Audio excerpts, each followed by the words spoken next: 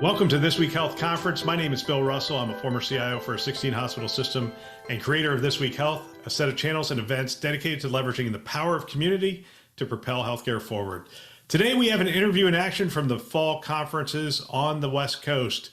Here we go.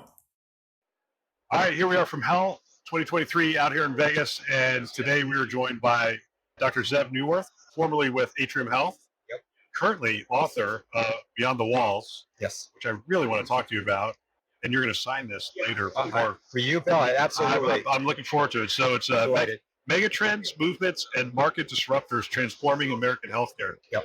This is a moment, isn't it, in healthcare? You can feel it here that there are things happening that we digitized everything. That was painful, and difficult. Yeah. But I'm talking to health systems now that are saying words like, we've unlocked the 80% of the data that was unstructured, and we're making value of that data finally. It feels like we're at that moment where meaningful use had a promise that's finally being realized decades later. Yeah. No, I think you're absolutely right. And I'm glad you said that. You're actually one of the few people who I've heard say that we are in a moment in American healthcare. And I would suggest to you, given what I've been studying and researching and observing for years now, that we are at a moment in time where I think that we are potentially on a precipice of really sliding back. And we're also at a moment where we can enter into a renaissance of healthcare. This is the moment. What it's going to require is a different type of strategy. And so I spent the past 10 years doing in-depth interviews with the leading entrepreneurs, leaders within legacy healthcare who are actually transforming healthcare, who are creating a new healthcare system. And out of literally hundreds and hundreds of these in-depth interviews over the years, I've distilled the three major strategies that we must combine. They're core critical and they're overlapping, and we must do them together if we're going to do what you just suggested, which is to really unleash the value we have in our healthcare system. The first strategy, if you don't mind, I'll share it briefly with you. The first strategy is kind of what you were alluding to. It's what I call the digital revolution. And by digital, I don't mean telehealth or telemedicine or virtual care alone. I mean exactly what you're talking about. Taking all of the information, actually all of the actions in healthcare, all of the diagnostics, all of the treatments, every interaction, and putting it into zeros and ones, recording that, and then using the power of analytics to really decipher that information, using the power of AI to really use that information. That is the digital revolution. I don't think most people have any understanding of how that's going to transpose American healthcare. I believe 5 to 7 years from now, if we look back, we will not recognize where we were in the earlier part of this decade. It will have transformed. That's only the first part. There are two other parts that we will have to do if we're going to get into a renaissance of healthcare. I want to get to the other two. Is there something that's going to keep us from getting there? The first one, getting everything digitized? That's a really good question. I think there are a lot of obstacles. You're probably more expert in this than I am. I think that what we need to do is really advance regulations, advance policy. I think interoperability is such a huge factor. And this is one of the reasons I wrote the book. We have to figure out a way that legacy healthcare systems, small and large, can adopt the technology. And again, it's so confusing, it's so overwhelming. Every hospital system cannot have the expertise. In fact, I would argue that many, if not most, don't have the expertise required. So we have to figure out a different way. And I think we're seeing that. There are companies popping up that are helping provider groups, hospital systems, the payers decipher how do we make decisions about digital health, and also how do we integrate it so it's not just these one-off point solutions, which again, that could be the death of us if we don't get over that. So there are a lot of hurdles just in that first domain of the digital revolution. Okay, second. The second revolution is really about what I call the market revolution. It's about business model change and it's about payment change. And I would put regulatory in there. But what most people don't understand, that just as important as the technology and the digital revolution is the business model revolution. If we do not change our business models, and I'm talking about value-based payment, but even beyond value-based payment, the types of partnerships and collaborations and coalitions. So let me give you an example. This is actually a business model transformation as much as it is a technical or digital platforms.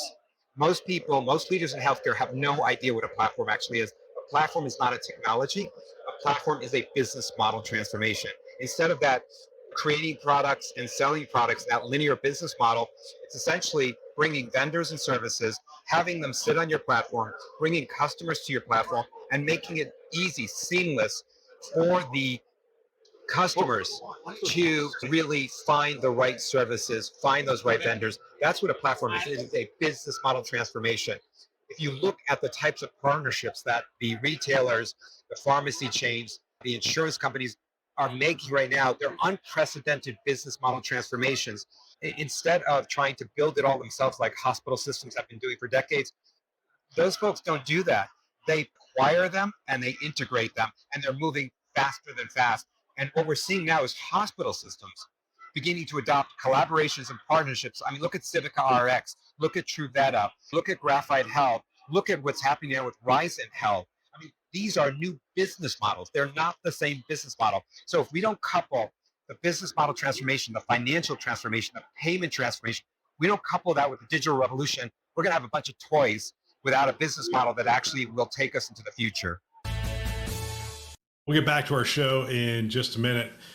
We have an excellent webinar coming up for you in November. We had an excellent conversation about AI in September with 3 academic medical centers around the topic of artificial intelligence. It really was exceptional, and we released it on our podcast channel so that we could share it with a wider audience.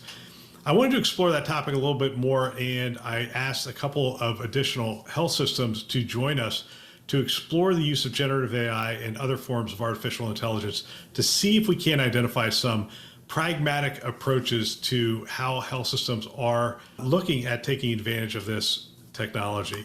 The webinar is on November 2nd, 1 p.m. Eastern Time, 10 a.m. Pacific Time. You can reserve your spot on thisweekhealth.com. And one of the things we love is that you can submit your questions in advance, and we can make sure that we answer those questions and keep the webinar relevant to the things that you're looking to talk about. So please join us November 2nd, 1 p.m. Eastern Time, 10 a.m. Pacific Time. Now, back to our show. But you mentioned those 4, Civica, Truveta, and the rest. Yeah. At the end of the day, those are very interesting to me. And we've covered that when we talked about them on the show. But the underlying payment models, the incentives are, so when a patient comes in, there's legal risk we're trying to mitigate, there's other things. And so we reorder a whole bunch of tests that were done 2 weeks ago. It just happened to be done down the street. Now we're doing them again. We have all these weird incentives that are still around. Are you talking about that as well? Well, that's actually that's embedded in that part. There's no question that the payment has to change. The incentives, as you say, the compensate, it has to go down to the level of like, look, no matter who you are as an individual, what you get paid to do, it's hard to fight that. You're going to fall in line. And so we do have to change payment. We do have to change compensation. We have to change incentives at all levels. And part of that has to do with CMS and the government. I think they're moving there, right? They're moving there. Policy change. Yeah. But I think both of those are absolutely critical. The third, and this is probably the most important, but the thing I want to say about this is the humanistic revolution. Now, this isn't just a marketing term. This isn't a slogan. This isn't something you put on the side of a bus. I am talking about what is happening in healthcare. At this moment in healthcare, we have been in the dark ages of healthcare delivery. It is rife with sexism, with ageism, with racism, with ableism, which is a bias against people who have infirmity or disabilities, reductionism, classism, industrialism. Our industry, the healthcare system, is rife with systemic and structural isms. What we need to do, and what leaders are beginning to do, is replace that with another ism, which is humanism. And again, it's not a slogan. There are hundreds and hundreds of organizations that are using humanism as their core principle and literally embedding it as these are our KPIs. This is their goal. This is how they're measuring themselves. And again, I can tell you story after story about this, whether you're a woman who's trying to find a treatment, a diagnosis and a treatment for menopause. If you're an 85-year-old on 17 medications, that 20-minute visit with a generalist doctor is not going to cut it, So that's ageism, racism, and classism. The difference in lifespan in every major city in our country, from the poorest zip codes to the richest, is 15 to 20-year difference, okay? This is not just about health and healthcare. This is literally tearing apart the social and economic fabric of our country. You look at the costs of healthcare.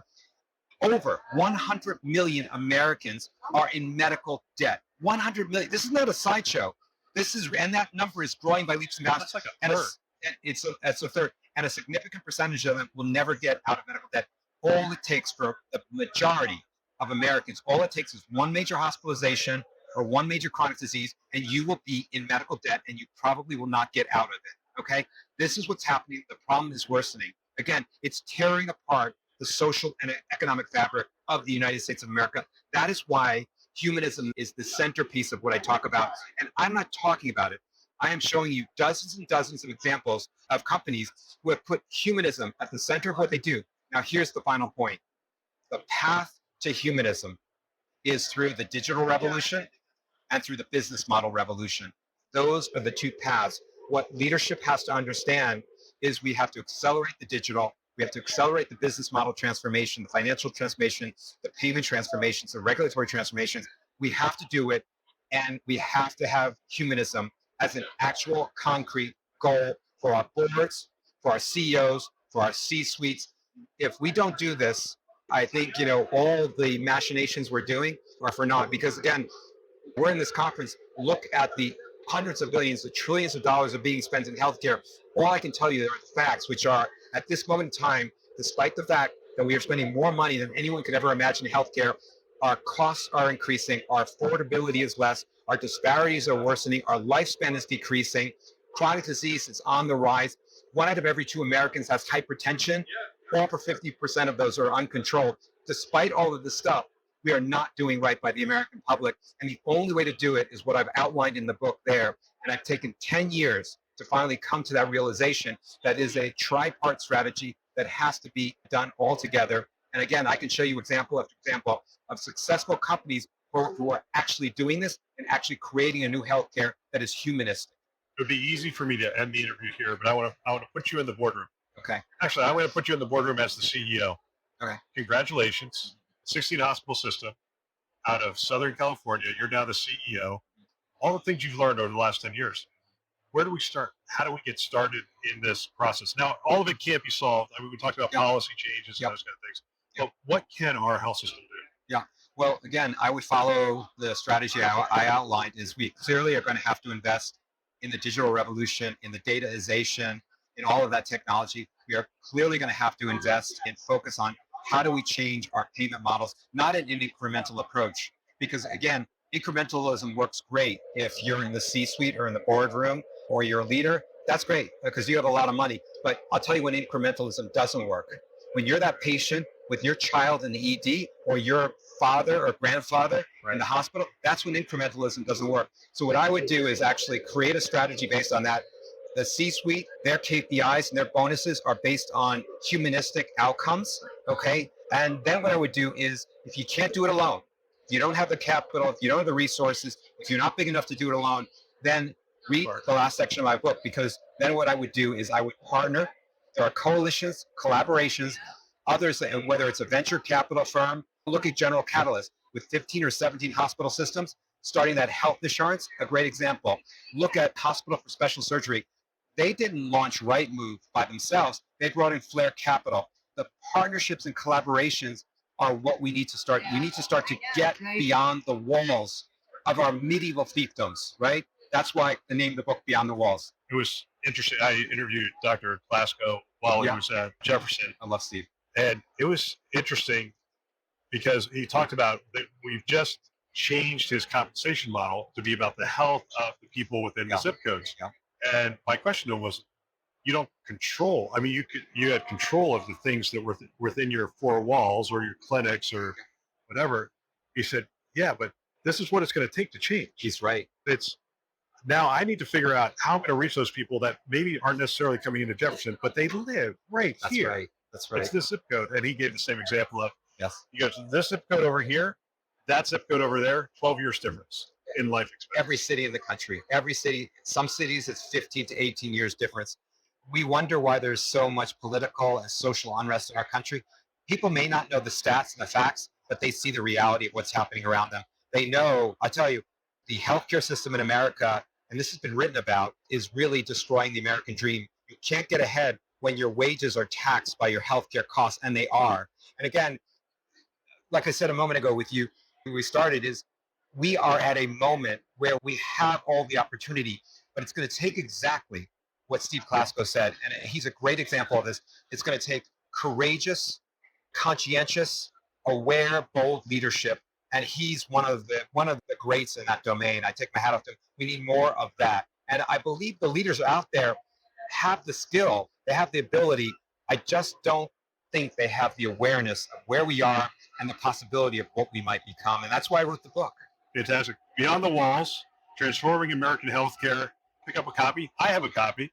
And to be honest with you, I'm going to have you sign this. It's going to go on my shelf, but I'm going to get it on Audible. Yeah. And listen to it. I narrated it myself. The Audible. Oh, did you really? Yeah. Fantastic. Thank you for your time. Oh my God, Bill, thank you. Appreciate it. Another great interview. I want to thank everybody who spent time with us at the conference. I love hearing from people on the front lines. It is phenomenal that you shared your wisdom and experience with the community, and we greatly appreciate it. We also want to thank our channel sponsors who are investing in our mission to develop the next generation of health leaders. They are CDW, Rubric, Sectra, and Trellix. Thanks for listening. That's all for now.